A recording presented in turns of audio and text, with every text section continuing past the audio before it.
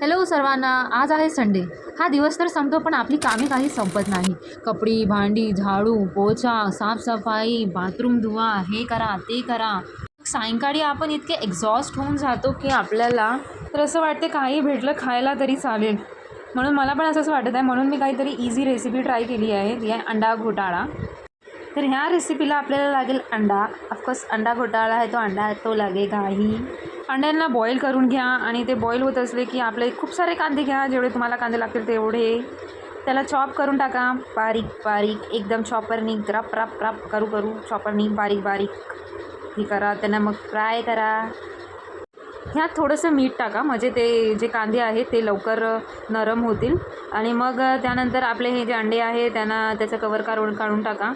मी 4 अंडे घेतले आहे. तुम्हाला जेवढे अंडे घ्यायचे तेवढे अंडे घ्या.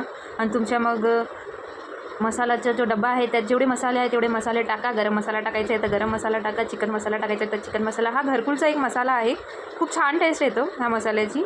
तुम्हाला पण कुठे हा मसाला भेटला तर नक्की तुम्ही यूज करून बघा. चिकन आणि मटणाच्या भाजीत ह्या मसाल्याची खूप छान टेस्ट येते.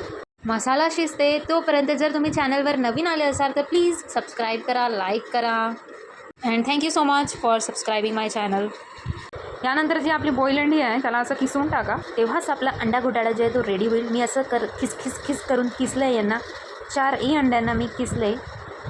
तुम्ही यामध्ये बटर पण यूज करू शकता. मी ऑइल टाकलं आहे, बटरचा पण फ्लेवर चांगला येतो.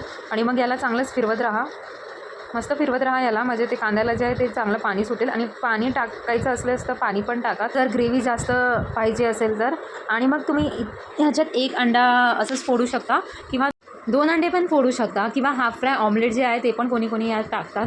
तर ते पण तुम्ही करू शकता, ऑप्शन्स आहेत. मला हे इझी वाटलं म्हणून मी सध्या हे केलं. सो आपला अंडा घोटाळा हो गया रेडी. तुम्ही याला ब्रेड, पाव किंवा चपातीसोबत पण खाऊ शकता. खूपच टेस्टी लागतो. तर जाता चॅनलला सबस्क्राईब करून जा आणि लाईक करून जा प्लीज. Thank you so much.